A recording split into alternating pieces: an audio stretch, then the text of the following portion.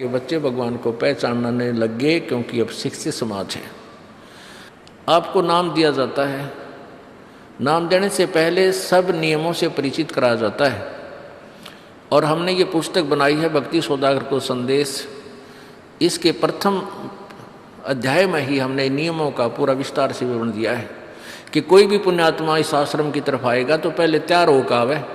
पहले क्या होता था कि भक्तजन समझाते थे नाम ले लो तुम्हारा कल्याण हो जाएगा, बड़े सुख होते हैं, यहाँ आ जाते थे उपदेश लेने। और यहाँ आकर के हम फिर उनको लिस्ट दिखाते थे, ये नियम निभाने हैं, तो बात जाते थे कि नहीं हमारा भी ये नियम नहीं नंबर, क्योंकि वो उल्टे रंग में रंगे हुए वो सारे। तो अब उनको पहले ये लिख कर दे दिए कि तुम तैयार होकर आ जाना, तुम्हारा मन मान्य तो आना, क्योंकि कल्याण होगा इस मर्यादा में रहने से। तो अब ये दास देख रहा है कि अब कितना डर लगता है बहन बेटी भाइयों को, बच्चों को। अब वो कहीं, क्योंकि समाज हमारा जो है सारा का सारा समाज काल प्रेरित है, उन्हीं क्रियाओं को कर रहा है जो ना करने वाली होती हैं। और हमारा भक्त एक घर में एक व्यक्ति ने नाम ले लिया और 5-6 व्यक्ति वो सारे शास्त्र विरुद्ध साधक हैं, तो उनके साथ संघर्ष बनता है बेचारे का जा करके। फिर भी वो इतना दृढ़ है, डरता है, आकर पूछता है जी मेरे पे ऐसी गलती होगी, मेरा नाम तो खंडनी हो गया, आगे से नहीं करूँगा। तो कहने का भाव ये है कि पहचानने लग गए तुम परमात्मा को और संघर्ष करना सीख गए, आप सफल होगे, देख लेना एक दिन। ये नाखून पालिश लगाते हैं, ओठों पर इसी बूंदी शकल बना लेते हैं, लाल वो लगा कर लिपस्टिक, इतना बेहुदी शकल बन जाती है। कहते हैं अब ऐसी मर्यादा बन गई, बहन बेटियां कहते हैं कि हम ऑफिस में जाते हैं तो ये लिपस्टिक वगैरह नहीं लगाते, नेल पेंट नहीं लगाते, तो क्या कहते हैं उस दूसरे कि तुम्हारे घर में कोई मर गया क्या? अरे थारा गजब भैया, ये बकवाद करने तो सारे जी जाओगे तुम, अकल खत्म होगी। यानी एक मर्यादा बन गई, जो ऐसे उल्टे काम ना करे उसने हे समझन लागे। निरंजन धन तेरा दरबार जहाँ तनिक नहीं न्याय विचार, सारे उल्टे काम में राजी रहे। लेकिन हमारी बेटियां अब संघर्ष करती हैं कि हाँ उनको ज्ञान हो गया, वो तो बालक हैं, कुछ भी कह सकती हैं। तो अब हम सबको बताते हैं ये ऐसा नहीं करना, क्योंकि पहले हमारा ज्ञान गांव में ज़्यादा चला था। इस दास ने गांव में जाकर प्रचार किया, तो वहाँ तो ये था को ना लिपस्टिक का फंड था, ना कोई नाखून पालिश लाया करती, मेहंदी मुंदी ला लेती, त्योहार हो वो भी मना कर दिया हमने, समझा दिया कि इसका कोई फ़ायदा नहीं है, अपना भक्ति करो। तो वो तो सब एक साधारण सी बात ही छोड़ छाड़ दी। ये शहरों में फैल गया परमात्मा का जो ज्ञान है। अब शहरों से जो बेटियां आती हैं वो सारे तो नाखुना निशी बुरे हाल तो सनाए पाओगी। और इधर बिहार में तो और बेगन हो रहा है, कति बुढ़ी बालक सारे लाल ये नाखुना न कति न कुसूती तरह पेंट करके लाऊंगी न चमकान दे। अब इनको समझाना पड़ता है कि ये नहीं करोगे तो मान जाते हैं कि नहीं आगे नहीं करेंगे हम, क्योंकि इनकी आवश्यकता भी क्या है, भगवान ने तो कितने सुंदर नाखून पहले बना के दे रखे, इन पर क्या फायदा और बकवाद करने की। तो मालिक ने जो अंग दे रखे हैं वो बहुत अच्छे बना कर दे रखे हैं, इसमें हमको फेरबदल करें, ये हमारी वो लोग दिखावा मेकअप है, इसकी हमें आवश्यकता नहीं। अब तो हम आपको बता रहे हैं, समझा रहे हैं पहली बार, फिर आप पे सियाने हो जाओगे, आपकी अब पर रुचि ना करे। जैसे नानक साहब कहते हैं, ना जाने काल की कर डारे किस विध डल जा पास आवे, जिना के सरते मौत खड़क दी नानू के डांस आवे। अब प्रसंग था कि साध मिले साड़ी शादी होंगी और विछड़ जा दिलगिरी वे, अख दे नानक सुनो जहाना ये मुश्किल हाल फकीरी वे। तो नानक साहब क्या बताते थे कि तुम जाते हो यहाँ से सत्संग सुनकर, और वहाँ आप ऐसे समाज में जाते हो जो सब काल प्रेरित होकर के वो साधनाएं, वो क्रियाएं, वो ड्रामाबाजी करता है, जिससे मुझे डर लगा रहता है कि कहीं आपकी क्रियाएं भंग ना हो जाएं और आप काल के मुंह में चले जाओ। जब तुम वापस आ जाते हो तो मुझे बहुत खुशी होती है कि परमात्मा के बच्चे काल के जाल से बचे हुए, तो उस दिन खुश होता हूँ मैं। और तुम चले जाते हो तो मेरी एक तो वो ज्ञान कि यहाँ काल का लोक है, ना जाने कब जाना पड़ जावे, इस कारण से डर से अपनी भक्ति करता रहता हूँ। और एक तुम्हारी भी चिंता खाती रहती है कि कहीं काल के जाल में ये बालक फिर ना फंस जाए। तुम वापस आ जाते हो एज इट इज, तो फिर मेरी खुशी का ठिकाना नहीं रहता। साध मिले साड़ी साधी होंदी, साध यानी साधु संत, ये भक्त आप साध हो। साध माने जो साधना कर रहा है, और साधु सोए जो सीधा चाला है, यानी जो और लोग दिखावा बकवाद नहीं करता, शराब मांस तम्बाकू नहीं पीता, और मेकअप वगैरह शरीर के वापस जरूरत नहीं। कहते पति भरता भावानी चोम चटक श्रृंगार। जो पति भरता यानी जिसने केवल अपने पति से ही लगा हुआ है, फिर उसने बकवाद करने की क्या आवश्यकता है। तो कहने का भाव यह है कि हम सच्चे ढंग से जब लगेंगे, फिर हमने अब पे इच्छा ना हो किसी वस्तु की। परमात्मा कहते हैं इस काया का गर्व ना करियो, के काला के गोरा रे, और बिना भजन इसका कुछ काम ना आवे, चाहे एतर छड़को चारों ओरा रे। ये शरीर क्या है, ये गोरा दिखा है चाहे काला किसी का, इसने थोड़ा सा छोल के देख लो, एक जैसा कुबाड़ सब में भरा पड़ा है। ये ऊपर पालिश का फर्क रखे, और इससे नाम अच्छा बूंडा मान लेते हैं। नहीं, ये चाहे काला है चाहे टेढ़ा बेढ़ा है, चाहे किसा है बूंडा काना लंगड़ा है, इसमें जब भक्ति कर गया वो सफल है, और इस मेकअप में लग गया रहा वो असफल है, चाहे वो कितना सुंदर दिखता हो। तो पुण्यात्मा परमात्मा कहते ये मिट्टी है, इस मिट्टी से हमने लाभ उठाना है, इसे सोना बनाना है, भक्ति रूपी धन कमाना है, तो इसी से कमाया जाएगा। अब प्रसंग है कि जूठे सुख को सुख कहे, ये मान रहा मन मोद, ये सकल चबीना काल का, कुछ मुख में कुछ गोदी। अब परमात्मा आप बताओ, मैं आकर के बोली आत्मा हमें जगा रही है। हमने काल के कुएं की भांग पी रखी है, यहाँ की मान बढ़ाई और इस माया की।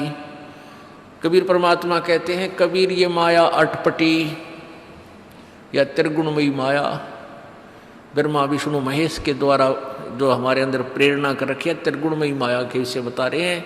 कबीर ये माया अटपटी, सब घट आण अड़ी, किस किस को समझाऊं, ये तो कुएं भांग पड़ी।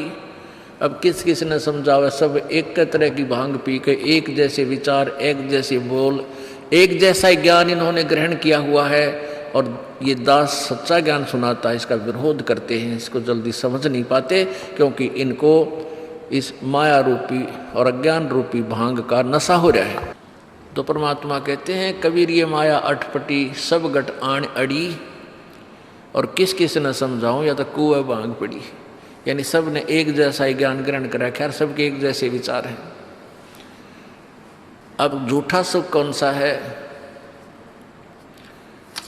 इन कार कोठियों को हम अपना मानते हैं, संतान संपत्ति को अपना मानते हैं। इसका उदाहरण आपको दे दिया। परमात्मा कहते हैं, राम नाम कड़ुआ लगे और मीठे लागे दाम, दुविधा में दोनों गए भाई, माया मिली ना राम। माया तो मिले को नहीं, यानी मान लीजिए आपके पास अरबों संपत्ति अरबों हो भी गई, तो वह तेरी नहीं। आपको 2-4 रोटी सुबह 4 रोटी शाम है, और 1 वर्ष में गणे 4 कपड़े कुर्ते पजामे बहुत,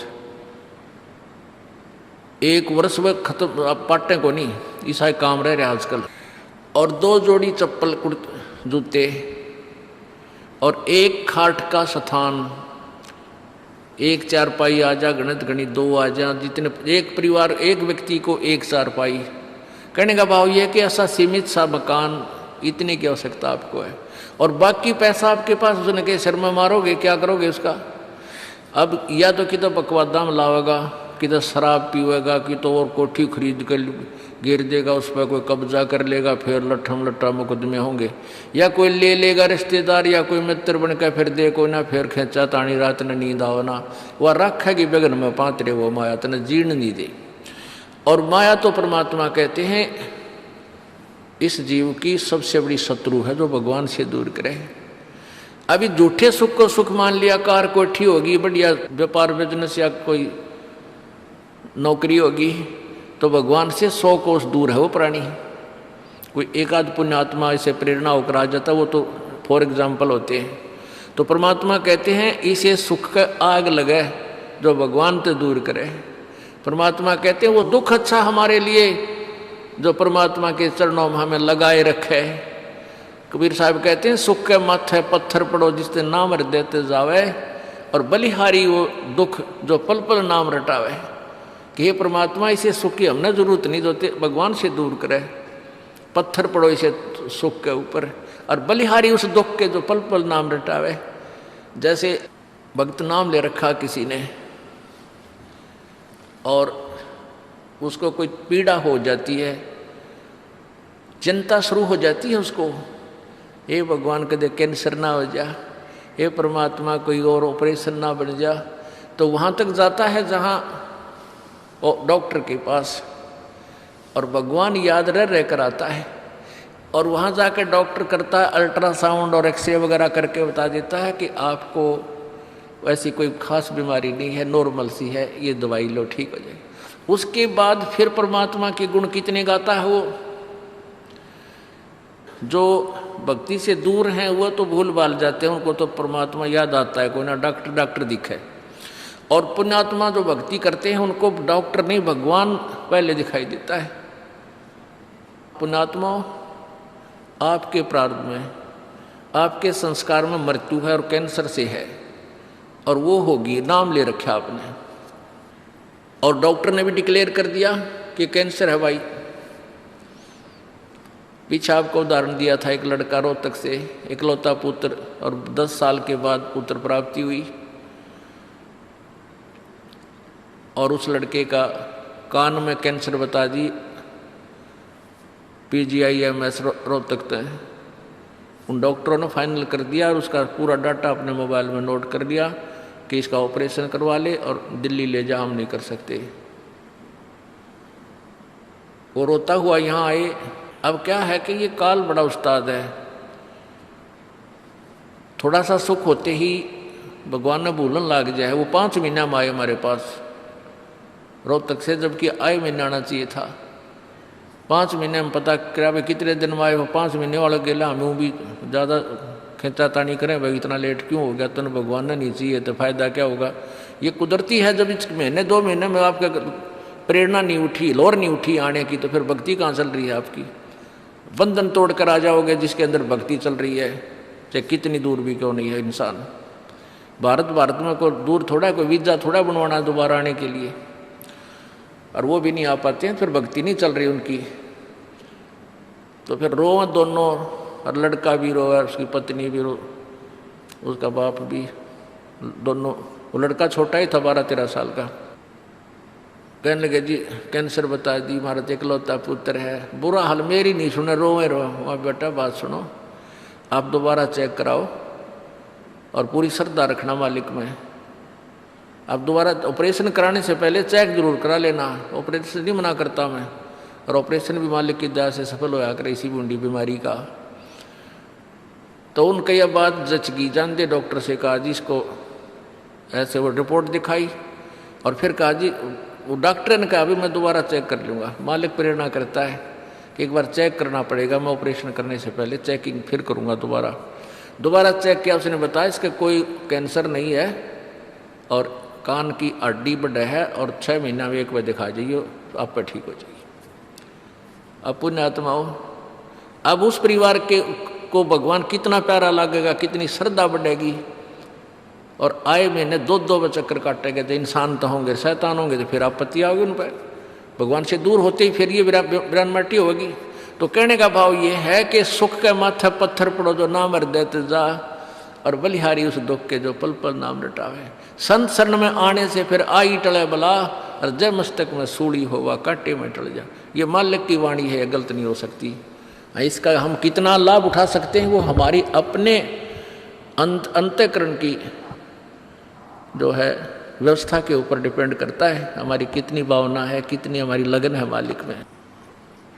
अब कुछ भक्त ऐसे भी आते हैं जी, हमें लाभ ना होया, पाठ भी करा लिया, जोत भी चढ़ा दी, और 3 बार आ लिया मैं, ईसा डिठोरा दिखाऊंगे, मेरा ऊपर जानो बहुत बड़ा, मुझे ही ज़्यादा आवश्यकता है, इसने कति नहीं।